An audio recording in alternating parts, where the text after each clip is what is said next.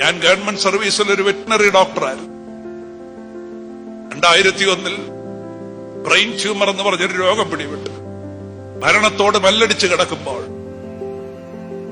ഇന്ന് ഈ സ്റ്റേജിൽ, ഈ സ്ക്രീനിൽ നിങ്ങളോട് സംസാരിക്കുന്ന പോലത്തെ 2 ദൈവദാസന്മാർ ആശുപത്രിയിൽ എന്റെ കട്ടിലിനരികെ വന്നു.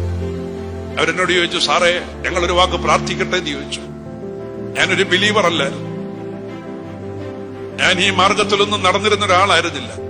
ലോകപ്രകാരം പണം ഉണ്ടാക്കാൻ, സുഖമായിട്ട് ജീവിക്കാനും മാത്രം നടന്ന ഒരാളായിരുന്നു.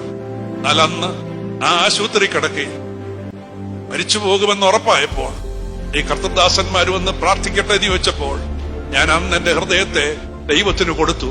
എനിക്ക് വേണ്ടി പ്രാർത്ഥിക്കാൻ പറഞ്ഞു. എനിക്ക് രക്ഷപ്പെടാൻ വേറൊരു വഴിയുമില്ലായിരുന്നു. ആ ഒരൊറ്റ പ്രാർത്ഥനയിൽ രക്ഷിക്കപ്പെട്ട് കർത്താവിന്റെ വേലയ്ക്ക് ഇറങ്ങിയ ഒരാളാ ഇന്ന് നിങ്ങളോട് ദൈവവചനം സംസാരിക്കുന്നത്. രക്ഷിക്കപ്പെടാൻ വളരെ എളുപ്പമാണ്. രക്ഷിക്കപ്പെടാൻ ഒരു നിമിഷം മതി. യേശുവേ എന്നെ കൂടെ ഓർക്കണമെന്ന് ഒരു വാക്ക് പറഞ്ഞാൽ നാം മാത്രമല്ല, നമ്മുടെ കുടുംബങ്ങളും തലമുറകളും എല്ലാം രക്ഷപ്പെടും. ഈ പാട്ടിന്റെ വരികൾ പാടുമ്പോൾ ക്രൂശിൽ നിങ്ങൾക്ക് കാണാം, നിങ്ങൾക്ക് വേണ്ടി ശിക്ഷ അനുഭവിച്ച, നിങ്ങൾ രക്ഷപ്പെടാൻ വേണ്ടി മരിച്ച കർത്താവിനെ കാണാൻ പറ്റും. ഞാൻ മുമ്പ് പറഞ്ഞല്ലോ, ഞാനൊരു മഹാഭാവിയായിരുന്നു. ഈ ഒരൊറ്റ പ്രാർത്ഥനയില്ല ഞാൻ രക്ഷിക്കപ്പെട്ട് സുവിശേഷ വേലയ്ക്ക് വേണ്ടി സമർപ്പിച്ചിറങ്ങിയത്. ഞാനൊരു കാര്യം ചോദിച്ചോട്ടെ, ഇങ്ങനെ 2 പേര് പ്രാർത്ഥിച്ചപ്പോ ഞാൻ എന്റെ ജീവിതം കർത്താവിന് കൊടുത്തു. പിന്നെ അന്ന് മുതൽ ഞാനൊരു സുവിശേഷകൻ.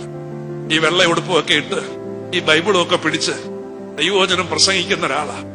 ഞാൻ ചെയ്ത പാപമൊക്കെ എവിടെ പോയി? അതിന്റെ ശിക്ഷയൊക്കെ എന്തി? എന്റെ മരണവിധി എവിടെ? എന്റെ നരകം മാറിപ്പോയതെങ്ങനെ? ഞാൻ പറഞ്ഞു തരാം. ഞാൻ കൊള്ളണ്ട അടി കർത്താവ് എനിക്ക് പകരം കൊണ്ടു. എന്റെ സമാധാനത്തിനായിട്ടുള്ള ശിക്ഷ അവന്റെ മേലായി. എന്റെ മരണമാ അവൻ ചുമന്നൊഴിച്ചത്. ഇന്ന് പകൽ വിശ്വസിച്ചാൽ നിന്റെയും സകല മനുഷ്യരുടെയും. അതിവേദനയിൽ കർത്താവ് ക്രൂശിൽ കിടക്കുമ്പോൾ ഇതിന്റെ എല്ലാം മധ്യത്തിൽ ആ ക്രൂശിന്റെ നേരെ മുമ്പിൽ ഒരു അന്യജാതിക്കാരൻ, ഒരു ശതാധിപൻ, സെഞ്ചൂറിയൻ, ഇതിന്റെ എല്ലാം ഉത്തരവാദിത്തമുള്ള ഒരു മനുഷ്യൻ ഇത് കണ്ടുകൊണ്ട് അവിടെ നിൽപ്പുണ്ട്. അവനിത് നിത്യത്തൊഴിലാ. അവനിത് ഒരുപാട് കണ്ടിട്ടുള്ളതാ. പക്ഷെ ഇങ്ങനെ അവൻ ഒരിക്കലും കണ്ടിട്ടില്ല. സൂര്യൻ ഇരുണ്ടു പോകുന്നതും പ്രകൃതിയിൽ വരുന്ന മാറ്റങ്ങൾ കണ്ടിട്ട് അവൻ അത്ഭുതത്തോടെ ക്രിസ്തുവിന്റെ മുഖത്തേക്ക് സൂക്ഷിച്ചു നോക്കി. ഇന്ന് പകൽ നോക്കാമെങ്കിൽ നിന്റെ ഹൃദയം തെളിഞ്ഞു വരും, ജീവൻ നിന്റെ ഉള്ളിൽ വരും, ജീവൻ വ്യാപരിക്കും, വെളിച്ചം വ്യാപരിക്കും, നിത്യജീവൻ ഉണ്ടാകും. അവനത് കണ്ടു. എന്ത് കണ്ടു? അവിടെ മിറക്കിൾ വല്ലതും നടന്നു? അവിടെ ബൈബിൾ ക്ലാസ് വല്ലതും ഉണ്ടായിരുന്നു? നിങ്ങളിപ്പോ വീട്ടിൽ ഇരുന്ന് സ്വസ്ഥമായിട്ട് ഇത് കേൾക്കുകയല്ലേ? അതങ്ങനല്ലല്ലോ.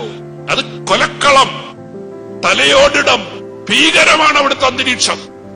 അത് കണ്ടെങ്ങനാ രക്ഷിക്കപ്പെടുന്നത്? രക്ഷിക്കപ്പെടുവാണെങ്കിൽ അത് കണ്ട് വേണം രക്ഷിക്കപ്പെടാൻ.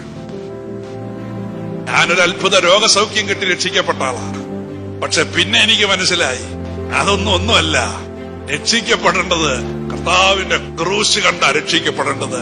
അവൻ നമുക്ക് വേണ്ടി ചെയ്തത്, മനുഷ്യവർഗത്തിന്റെ വീണ്ടെടുപ്പിന് വേണ്ടി അവൻ ചെയ്തത്, അത് കണ്ട് രക്ഷിക്കപ്പെട്ടാൽ അത് എന്നും എന്നും എന്നും നിത്യത വരെയും അത് അനുഗ്രഹമായിരിക്കും. ഇവനിതെല്ലാം കൂടെ കണ്ടിട്ട് ഈ പ്രതികൂലത്തിന്റെ മധ്യത്തിൽ ഒന്നും നേരെ ചൊവ്വേ കാണാൻ പോലും പറ്റുന്നില്ലല്ലോ. ഇരുട്ടല്ലേ, ഇരുട്ടല്ലേ. ഇങ്ങനെ യേശു ഉറക്കം നിലവിളിച്ച്, പിതാവേ എന്റെ ആത്മാവിനെ നിന്റെ കരങ്ങളിൽ ഏൽപ്പിക്കുന്നു എന്ന് പറഞ്ഞ് പ്രാണനെ വിട്ടുകഴിഞ്ഞപ്പോൾ ആ ശതാധിപൻ ആ ക്രൂശിന്റെ മുമ്പിൽ നിന്നുകൊണ്ട് ഉറക്കെ എല്ലാരും കേൾക്കെ വിളിച്ചു പറഞ്ഞു. അവന്റെ സാക്ഷ്യം ആരുമില്ല, അനുകൂലമായി ആരുമില്ല, സപ്പോർട്ടിന് ആരുമില്ല. അവനോട് വിളിച്ചു പറഞ്ഞു, ഈ മനുഷ്യൻ വാസ്തവമായി ദൈവപുത്രനായിരുന്നു, സത്യമെന്ന് പറഞ്ഞ് ദൈവത്തെ മഹത്വപ്പെടുത്തി.